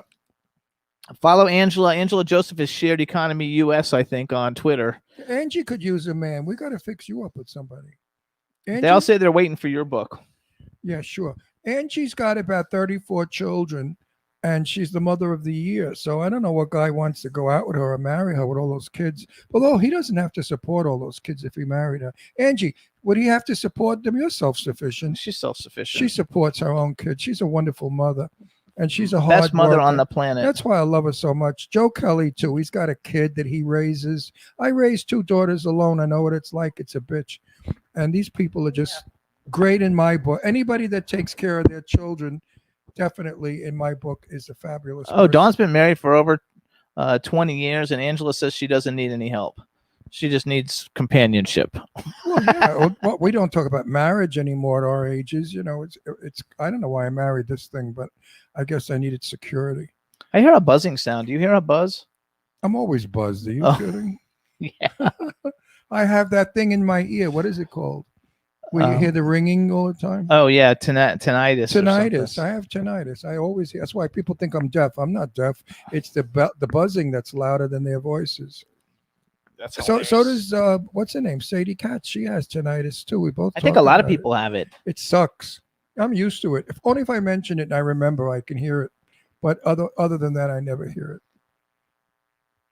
So what are we going to talk about now? We only have a minute or two. I mean, we could talk about a lot in a minute or two. That's good airtime. Okay, go. Oh, well, we started watching Lock and Key last night, you guys, on Netflix, and I love it. I'm not involved with it. Ron didn't like it, but I thought it was Well, great. I didn't dislike it. I just thought it was repetitive. You know, every room has a little thing. It was not clever. It was okay. I expected the writing to be a little better. Oh, I thought it was great. Well, no, it's kind of kiddish. It's supposed to be, though. It's like a Harry Potter or whatever. Yeah, I know, but I'm not a kid. Oh, well, I loved it. I thought I it was stopped great. being a kid about 10 years ago. I absolutely loved it. And we also watched a couple episodes of the Jeffrey Epstein thing. I think that's going to be hilarious when it's not going to really be hilarious, but I'm looking very much forward to finding out how many people go down with that one. Right. Yeah, a lot are going to go down with And it. then we have so many friends that have so many movies out and they're sending us links. So we have to watch them and sit through them. Some of them I could turn off because it's a television. But when I go to red carpets, I have to sit there and suffer. But we haven't had red carpets. I wonder if red carpets are even coming back. I hope so. They're fun. I hope so. I like going just so I could see. all Angela my- says watch Animal Crackers on Netflix. Is that a kid's film? I think that's a kid's that's film. Groucho Marx's film, Animal Crackers. Oh, well, maybe it's a It's remake. the Marx Brothers. Well, she's talking about a current one that just got released. I think it came Oh, out they last remade week. Animal Crackers? I thought it was a kids movie. Oh, no. though. Animal Crackers, that's Shirley Temple's gig. Shirley Temple's did Animal Crackers. Animal Crackers. One of her friends produced it, and it's got a bunch of famous people. But I think it's like a cartoon type movie for kids. Good. Anybody got any referrals though of other good things on Netflix? Because we've been watching different things. Oh, good. That voice, that the buzz went away. Yeah, is Frankie and Johnny coming back? Does anybody know? It's supposed to. I love that show, Frankie and Johnny. And also the Michael Douglas show is great. The Kaminsky Method. The Kaminsky Method. I mean, it's there's called. some really good TV out there. Not much, but you have to surf through all the junk to get to a couple of really good stuff. A couple of good things. Absolutely. Actually, though, Lock and Key, and there's something else they I told us want to to watch. talk about my shirt. Okay. The designs on my shirt you can't see, but they're little dogs and dog biscuits and dog bones. It's my doggy shirt. Isn't it pretty? I like this shirt. So much for my shirt. Now go on, Jimmy. Say something intelligent. Jane Joe wrote, Arctic is a horror comic serial killer starring our friend Jerry G. Angelo. I don't know if it's out, though, or No not. more killing. No We more had 'em blood. out, though. No more guts. We love that. No more bullets. No more heads chopped off. Please, folks. You notice that they don't do good. All the comedies that come out and stuff, they don't make it because not enough people want that. No, because people today are violent and demented. It's on Amazon Prime, you guys. Arctic, Artik. You know, whatever happened to films? Teresa Sabin agrees with you, though. Too much. Whatever happened to films like An Affair to Remember with Cary Grant and Deborah Carr? I mean, those beautiful love stories with beautiful music, and people felt good when they left. These horror movies with arms flying off and eyeballs hanging out, I mean, that's weird. How could people really love to watch another human being disassemble? I don't get it. I don't know either. I'm in them, but I'm in them because I know they make believe. But still, I guess a lot of people out there think maybe it's real. Do you think they really think that we get chopped up and become pieces? No, of I think that people blood? just like it. Oh, B. Claudia joined us. Hey, B, how you doing? Where were you, little woman? She said she just woke up. Oh, you just woke up? Well, of all the nerve. We had a good first guest, too, B. You missed a good interview, B. Astro.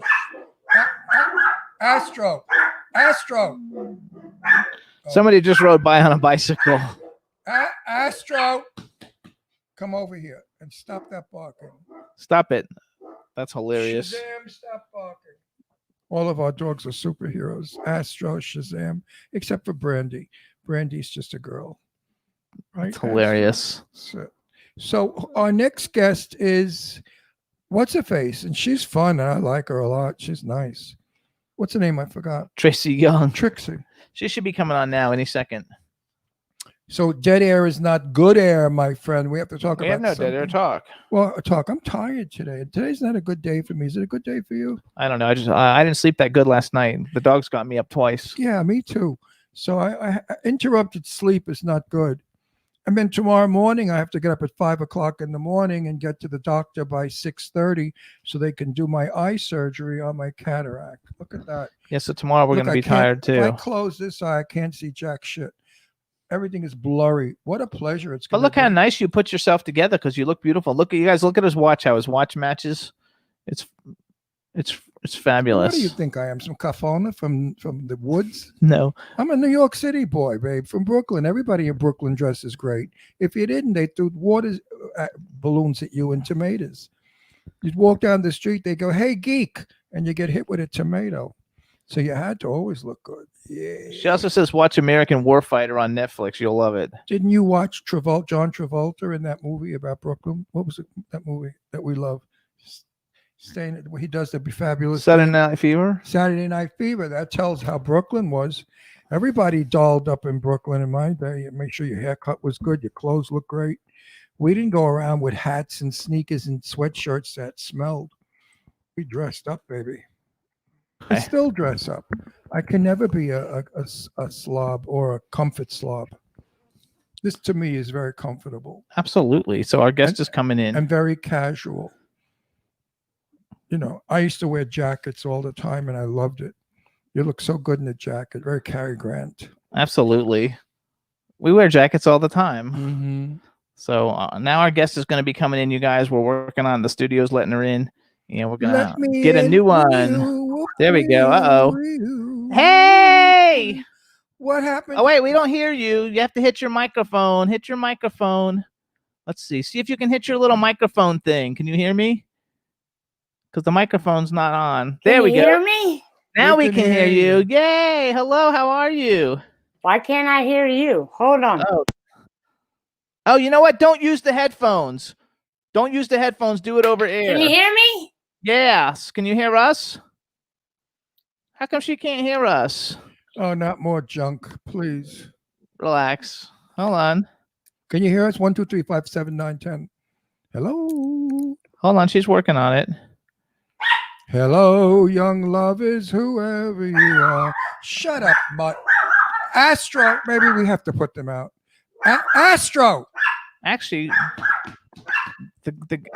Astro. hang on. Rebel, you got any advice? Rebel. Astro. You gotta get violent with these dogs. Can you hear me now? Yes, we can hear you. Can you hear us? us? Can you hear us? No, she can't hear us. I hear you fine. Okay, good. I can hear you. Good. You're looking good. You know, I try. It's not easy with these COVID times here. Tell me about it. Thank you. So hold on, we're going to do a formal introduction now that we know everybody can hear, and everybody in the chat room is excited that they can hear you. So, all right, everybody, now we want to welcome to the Jimmy Star Show with Ron Russell, the Grammy-winning, most notorious, fabulous DJ in the world, Tracy Young. Hello and welcome to the show. Woo! Thank you. So nice to see you both. Yes, it's nice to see you too. again. Look at you. So that's You really look good. Are you shot up with Botox or Restylane? No, that's the problem. No, you look good. I got grays coming in. I can't see. I'm getting, haven't done my nails, haven't done my hair. he's getting cataract surgery tomorrow. Oh, you are, right? On my right eye. Oh, wow. Are you nervous? Not at all. No. What could happen at 80? I could die. That's the worst. You're fantastic. It's not like I'm 30 and I'm worried about my future. Meanwhile, you must be in love because you look glowy. Like you're glowing. Oh no, I am in love, but I'm not. Glowing. I'm always a happy person. Ask Jimmy. Yeah, I'm like that too. I'm always happy. I know. You know, I feel very blessed. That's all the time. Blessings. I love it. So, that's a so good first of all, feeling. show everybody. So the necklace you're wearing, that's actually one of those things you put in a 45, right?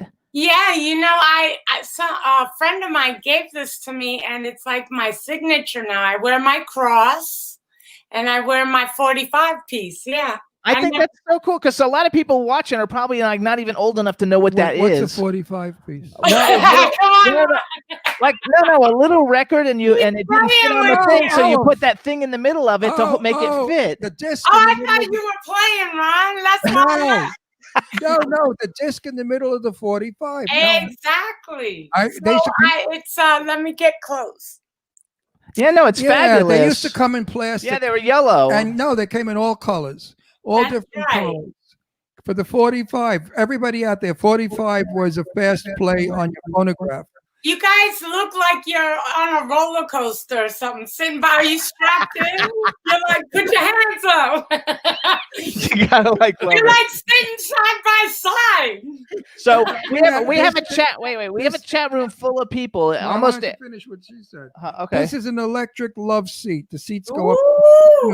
So that's what we're sitting in. Very comfortable for 2 hours. We bought it for Christmas. and for 2 hours shows, you're sitting on your ass. You know, you got to be comfortable. So we have a chat room full of people, and basically we have the UK, we have Germany, Australia, Canada, the United States, a whole bunch of people represented. Oh, okay. I can see them now. How's everybody? Hi, Dave. There you go. Jimmy Star. Claude, 59. B. Claudia. We love B. Claudia. She's fabulous. Claudia, okay. You got to love Where it. am I from? I am from Virginia. You really are? Yes. You don't have a southern accent. Yes, she does. A Virginia accent. Yeah, I have a little twang, but then I have a little New York, and I have Yeah, a I little hear Miami. in New York. You adapted the New York accent quickly because I don't hear Virginia. I'm from New York, so I know New York when I hear it. And now you live in Miami, right? I've been in Miami for 20 years, maybe a little. I only knew you. That's where I met you, Jim. Did I meet you in New York, or did I meet you? No, I met you. I actually met you the first time at at some awards. I don't know what it was. I was with Ozzy Aziz, who was like she had one hit on Billboard, and she's an actress, and we used to pal around together because she was hot, and she would like get us in everywhere that we weren't normally. So we'd always get in all these green rooms everywhere, and so we met you at one of the events because we have a picture with you, and Dave Navarro was there, and oh my God! And P Diddy, it was like a P Diddy party. So P Diddy was there, and all these people. That's the first time we met you, and then I got to know you more. And I lived in Fort Lauderdale because you worked that's how I remember you. Joya Bruno and the Free to Be. The video. Yeah, we shot the video at my house. That's right. That's how I remember you. Yeah, it was. My awesome. girlfriend was mad because Joya wanted to kiss me in the video. Yes, I remember. And I was like, come on, girl, this is Hollywood. Come on, this is big time. I'm in a music video. Come on, let me kiss her. Now is that the same girlfriend that you have now? No, don't. Yeah, we don't need to call her out.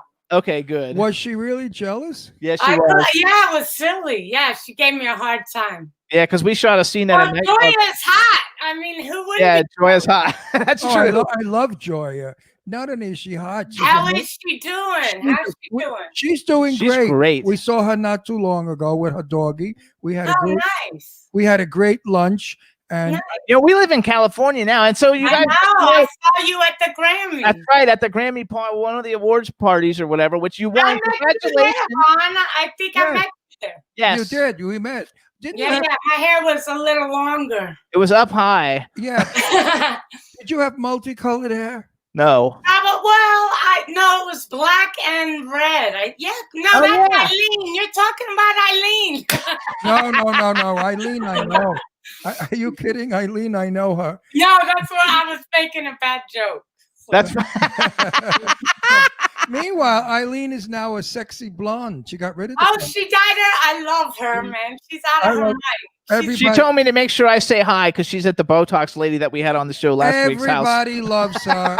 Everybody. Oh, she's amazing. Yes. What a heart of gold, right? And everybody wants to screw her, and she loves that. Really? Oh, you got to see the man. You would not believe she's like a man trap.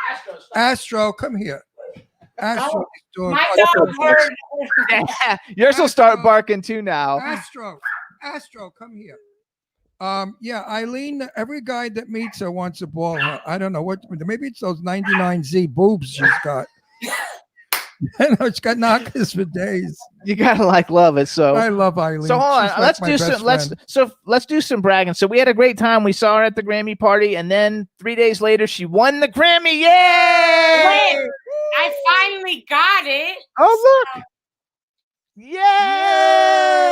Can you read it? Can you read it? Hang on. I gotta put glasses on. It says, no, I can't read it. Something records. Oh, here we go. National Academy of Recording Arts and Sciences, Tracy Young remixer, best remix recording 2019. Rise, Tracy Young. I rise. Tracy Young's Pride. Something radio. Remix. Yeah, it's a long. Which, by the way, it's awesome. Like after you won it, I was on listening to it on. Jimmy, I still can't believe it. I just can't believe it.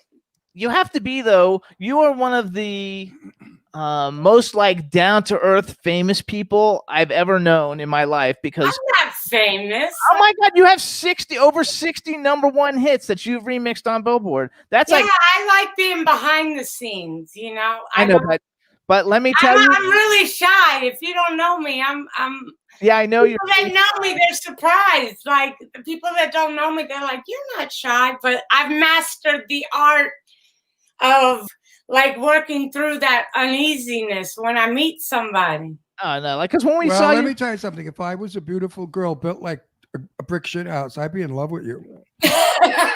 You could be in love with me as an 80-year-old man, Ron. No, and I would take you away from your girlfriend immediately. No. She'll share me with you. See what? She'll share me with you. No, you really are though, because you're like very beautiful. When that Thank you, Ron. Now, what are you? Cuban, Puerto Rican, or what? I'm 100% Anglo-Saxon, white bread gringo. Gringa. I'm a gringo. Me too. You're not Latin? Nope. No. I have a German descent, I guess. I have a lot of German and Swedish in me. You're kidding. You look Latin. I thought you were definitely Cuban. No, I'm Latin by adoption. Like when I moved to Miami, I became like Cubana. Yeah, like I feel like I identify with Latin culture right now. Yeah, but and then I also identify with New York culture and Virginia. I mean, I don't know where I come from, really, Ron.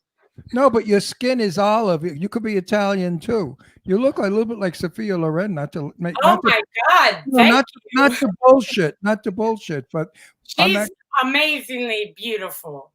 Yes, she was in a very classic way, right? And I worked with her. Absolutely, he worked with her in his first movie, so I know how beautiful she was. Yeah. Wow, what was her sign? Do you know? Yes, I do. Scorpio, I think. That's what I am. So hold on. So you guys, when I lived in Miami, Tracy Young she still is the DJ, but like she was like the DJ. They used to call her like the queen, like the South Florida queen of nightclubs or something. Like she was like the shit. I mean, everybody would go to see her spin.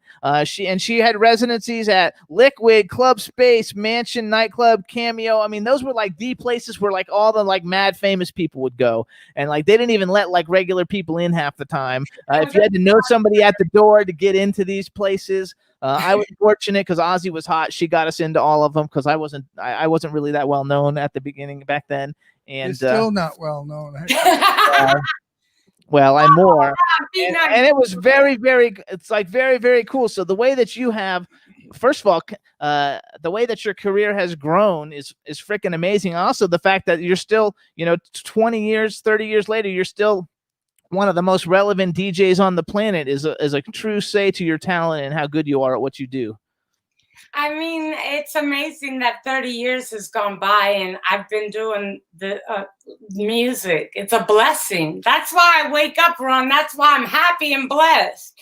And because I don't know how to do anything else. And if I was to have to switch careers, I will be lost, which I did try to do at one point. And what did you try to do as a different career? When technology took over, Jimmy, I felt a little down, because you can live in the past very easy in this business because time goes so fast and technology changes so quickly now. And I didn't really embrace it. I didn't know how to use it. And I had like this mental block to try to learn it. I was like, I can mix 2 pieces of vinyl. Who needs a sync button? But I had to get out of my own way, so to speak. And now I'm open to learning, it gives you a lot of power. Because why should we stop learning, as older people? I'll be 50 and... Oh, they just asked how old you are, and I was like, I don't think I can ask her that. No, I'm proud I made it this far. You know what? You're beautiful at 60. Thank you, Ron. Thank you. 60. 50. She said 50 or 60? 50. 50. Yeah, I'll take 60. I hope I have another 10 years on the planet, Ron. At 50, it's okay. You look normal. 60, you would have looked fabulous. You know what, though? I don't think you look any older than the first time I met you. The only thing is, like, you used to have more freckles. And other than that, like, you look exactly the same. I do have a little bit of foundation on, and I don't go in the sun as much because I'm a little, you get a little older, you're a little concerned about. I don't go out at all. I had a big skin cancer on removed. On a personal note, are you married? No, I'm not married. Why not? I have not been asked, and it's kind of hard to compete with my first love, which is music. No, I know that. We fought so hard for gay marriage That I I think. gay people to get married. Excuse me. I said I encourage all gay people to get married. Well, I'm okay right now. I'm okay. Hang on, like I want Now to. wait a minute. If she asked you, would you? If she asked you to marry you, would you? Oh, don't even put that out there, Ron. I don't know. I can't see life without her, but married, like when you grow up gay, not being able to get married, I think I have a block to it because we could never get married. So You're right. You're it was right. never an option. Now I look at people and I'm like, hey, I could marry you. So they have to step it up a notch, you know, because I dated people and I dropped it a notch because, you know, it was a secret. You know what I mean? But now I can marry you. I gotta take you home to my parents. Like, So wait, When I used to bring boyfriends home to the house, and I tell my mother, "Oh, this is my good friend from the club, and he was straight, and I never let on." And it was sneaking around was really difficult back in the 1950s and 60s. We weren't even born yet, but back in those days, gay. I can imagine, though. I mean, it was hard in the 80s, right? But you know what the wonderful thing was? If I went in drag when I was like 19, nobody knew I was in drag. People were stupid back then. You could get away. he looked really pretty though. He looked like a girl. Are you really 80? I thought you were joking. No, he's No, really I 80. really am 80. He's born in Ron, you look fantastic. What are you drinking? nothing. He doesn't drink anything. I don't drink either, but what are you drinking? He I doesn't- don't- Water, lots of water, right? Yep, I don't do drugs. I don't drink. I curse a lot. Yeah, I curse a lot. That makes you young. That keeps me young. Saying fuck. What's your favorite curse word? Every time I say Fuck. fuck, Yeah, that's my favorite. Ron, what's your sign, Ron? Gemini.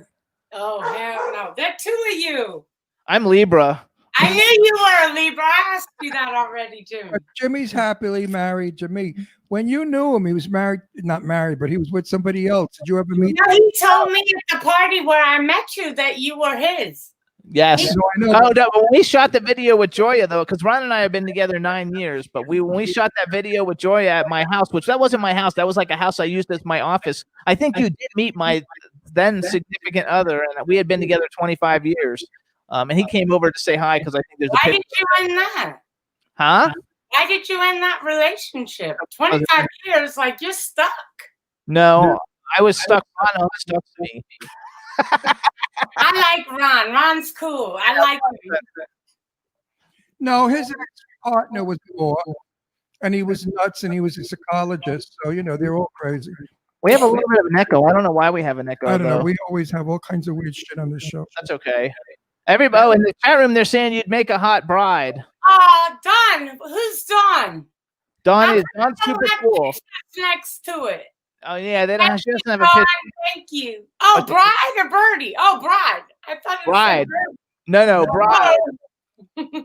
So hold on, let me do some bragging. So you guys, she's got over 60 #1 U.S. Billboard Dance Club chart hits. She's done 14 of them exclusively for Madonna. And listen to some of the other people she's worked with, and I just picked out the really big ones. Beyonce, Stevie Nicks, Cyndi Lauper, Idina Menzel, Christina Aguilera, Gloria Estefan, Britney Spears, Katy Perry, Demi Lovato, Cher, Shakira, Debbie Gibson, Pink, Rihanna, Lady Gaga. She's the first woman to win a Grammy in the category of Best Remixed Recording in the history of the Grammys. Yay! How is that to be like the first one? I mean, that's the dope. Well, you know what? It's kind of interesting because I was so overwhelmed with being nominated for a Grammy because that was like a lifelong dream. That's what you at Aspire least to. that's what I aspire. Yeah, that was a goal. Like you want that level of achievement and to be recognized by your peers. So I didn't even know. I wasn't aware that there weren't any other women ever nominated. So like then I started thinking that's not a real thing to be proud of. Yeah, it is. Like, I mean, this category has been 20 plus years. Where are the women producers? We need to encourage more women to there needs to be more opportunities in the music business for women producers is what Absolutely. But you're like leading the whole pack for people so people can I mean, that's a big role that's a big role. Like, I don't want to, I mean, I encourage women. I've always been a team player that way. You know, I think the more women that sign up, the better all music would be. It's different perspectives. Oh, no, I agree with that 100%, but also just the fact that you are the first woman, it's a really big accomplishment, and the fact that you've had such an amazing career. I mean, you don't have, like, we know, like, a lot of DJs, you know, and, like, they're lucky if they get, like, a hit. You know, most of them are fucking spinning at 13-year-old birthday parties and shit, so. I'm trying to think. Well, you know, I kind of attribute that to being able to, I mean, and I said it earlier, it's easy to become a DJ now. There's a lot of information and education to learn how to do that with the technology. But there wasn't as many people that knew how to spin 2 records. Right. I mean, and there weren't any schools. So DJs, you know, that I grew up with, like David Morales, Jelly Bean, and people like that, like we taught ourselves, and we kind of shared knowledge between us, you know, all of us together. I actually love Jelly Bean Benitez when I was in college. He's a great guy. And he remixed Sidewalk Talk by Madonna when I was in college, and I was like, this is the fucking dopest thing I've ever heard. Like, I loved it so much. It was fabulous. And the fact that you're doing all of that, I think, is like freaking like absolutely amazing. My friend Rodney Stone, his son in California, is a very famous DJ, and I don't know what his name is. It's not Stone. I mean, his real name is Stone. I don't remember his first name, but he is a heavyset guy, and he plays in every best club in LA. They also took him all over the world. He was that good. He would go to major parties and stuff. Yeah. So did you do all that? Excuse me? Did you do all of that? You know, I did that earlier on, and it was amazing. I saw the whole world. I mean, I started working with Madonna in late 90s, 2000s, and she kind of shined a light on me and put me up here. I mean, I DJ'd her wedding when she got married to Guy Ritchie, and that kind of thrusted me out there in the limelight, and I just burned out really quick. Like, You're being like, but you're very, yes, you might have burnt out, but you're also being humble. Not only did you DJ her, you DJ'd Britney Spears' 21st birthday, and you went on tour with Kylie Minogue in the U.S. Those are like huge things. What was you know what? It's I've had an amazing career. I really have.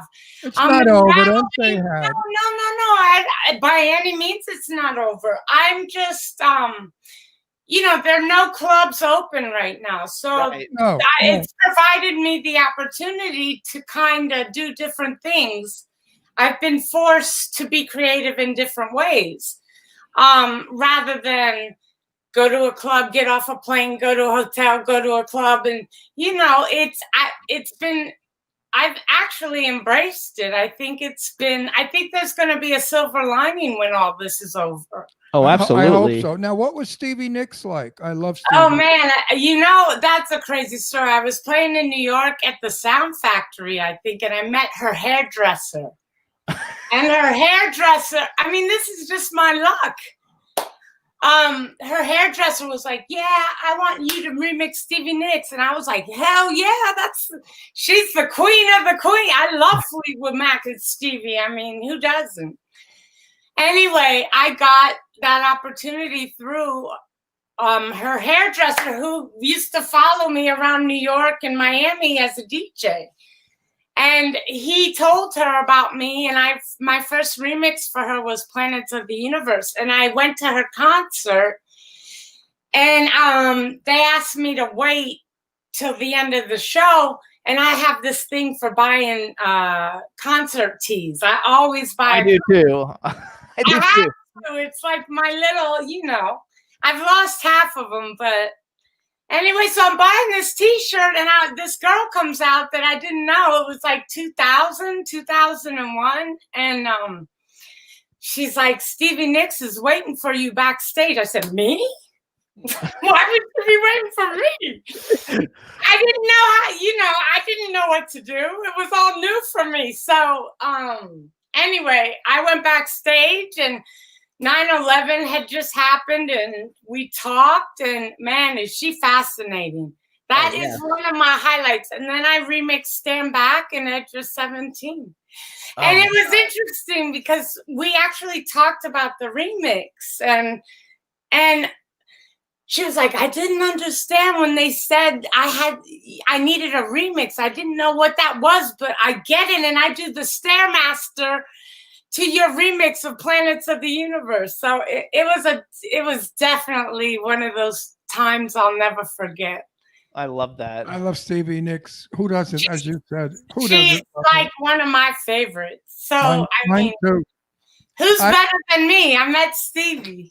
I think that's awesome. When she came out with the video that used to be on TV for Gypsy, I used to go crazy over that video with the sparkles and the unicorn and the jump. Remember the video with Gypsy? Wasn't that where she spins around in the white? Yep. The song Back when like in the 80s when Friday night videos were on in New York. That's when I used to see it. I think that was Stand Back. That was her solo stuff. I loved her in that. That video was so magical and beautiful. And Did you know Prince played keyboards on Stand Back? Oh no, I didn't know that. Who? See, I got a lot of information up here. Actually, though, I almost met Prince because the girl I was with, Ozzy, when we met you, she was friends with Prince. Like, she used to get us in everywhere. Her. Yes. I remember her. Yeah, and I would gag. I was like, oh my God, do you know Prince?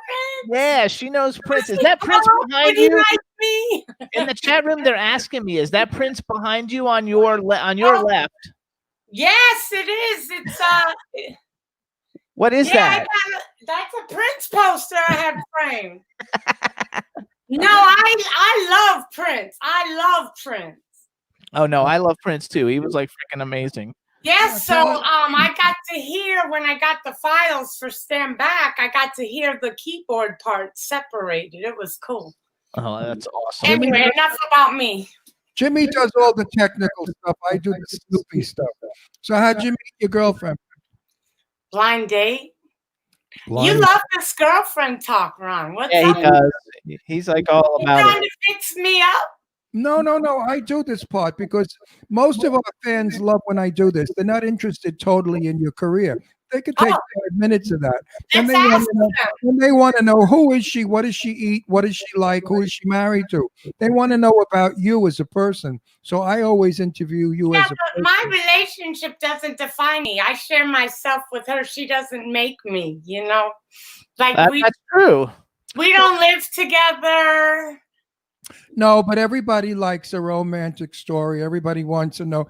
I mean, people ask Jimmy and I how we met all the time. How did you meet them? Tell us that. I was a high price spread. I charged $1,000, and he came and paid $2,000 because he wasn't so attractive. That's it, Jimmy. I need to teach you better. No, that's. I tried to pick him up in a mall. In a mall. He told me to go fuck myself. In a mall. I told him to fuck off. I didn't say go fuck yourself. I said fuck off. But no, seriously, how'd you meet your girlfriend? I told you, blind date. Blind date. Oh, I know. I forgot. Hey, listen. When you're 80, let's talk. Ginkgo biloba, baby. Ginkgo biloba. Let's talk when you're 80. So wait, so you've remixed like so many huge people. Is there somebody you have not remixed yet that you think, it'd be fun to remix? You know what's crazy? I work with a lot of women. I haven't worked with very many male singers. I just did an Aloe Black remix, which came out. Cool. I love him. Yeah, that's called I Do. And tomorrow, no, what's tomorrow? Thursday. Friday, I have I can't wait for this record. It's by Tegan and Sarah. Yes. I have a remix coming out for her. I have a remix that was released by Annabelle England. That's called See the Sky. And I've just been making music and doing my own stuff too. 3 minutes. Question for those out there that don't know what a remix is. Tell us what a remix is. Oh, I can't imagine people not knowing what a remix is. Believe me, there are plenty that don't. There are plenty that we have. Well, a remix, you know, basically it's a tool that a record company uses for a different demographic. Because back in the day, you know, it was all about radio play. So music can get kind of segregated. Now it kind of weaves in and out because of digital. But and people are more, they listen to more music, more types, all types of music. And there's more genres. But so, for example, if Madonna had a song coming out that was more on the electronic side, she might get a hip-hop remix. So hip-hop radio would embrace it. That's the best way I can explain it. That's a good explanation. We have a lot we of. have to stop, Jimmy. Did you say 2 minutes? We have 2 minutes. We're gonna have to bring you on another time because we didn't have enough Why time. can't we keep going? Because we're I'm bored. I want to talk to you. we're actually on a station and they've got another show that comes on after us. Yeah, we're not like all the other people who just do shows and can do them whenever. We have a scheduled time every week. We have And we're live. We're live. So we're live. Wow, this is live, and you can this curse. is live. Yes. You are going all over the world at this moment. Where am I going? All over. Every country. We're in 178 countries, I think. And five Really? and a half. And five and a half. You didn't tell me you were a big shot. I'm not the big shot. He is. But listen, you have over 5 million people that'll listen to this by the time it's over. Watching you now. Oh, that's amazing. Well, thank you guys for listening and watching. So you guys can follow Tracy Young on Twitter. She's at DJ Tracy Young, TRACY Young. What's your Instagram? It's either DJ Tracy Young. Yeah, it's all that's Twitter and Instagram are DJ Tracy Young. No E. 2 Y's. Yeah, no E. That's right. 2 Y's. Everybody will follow you. Found on my website at tracyyoung.com. That's the easiest place to go find information on me. There you go, okay, tracyyoung.com. And listen to this, and quietly listen to this. It's important. The next time you come to LA, come to Palm Springs to our house for dinner, or I'll beat the fucking shit out of you when I see you. Well, that sounds like a good old New York invitation.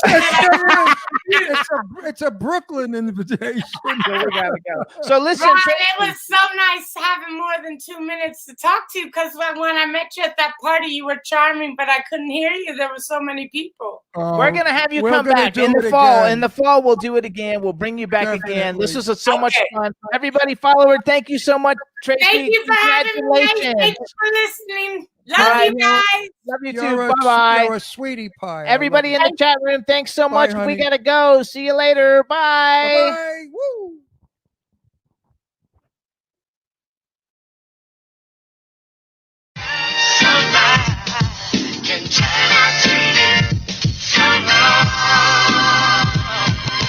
Yeah, we in the mix. Yeah, we in the mix. It's another episode. Here we go. The Jimmy Star Show with Ron Russell. Interviewing the hottest, newest, and truest of today's celebrities. Make sure to subscribe so you can get notified weekly. Jimmy Star, he's the king of cool. Ron Russell, he's a gorgeous dude. Chat room is live, and you would be a fool not to vibe with us at the Jimmy Star Show with Ron Russell. Come watch it live on W4CY Radio. Missing past episodes, download on iTunes. The Jimmy Star Show with Ron Russell. It's the Jimmy Star Show with Ron Russell.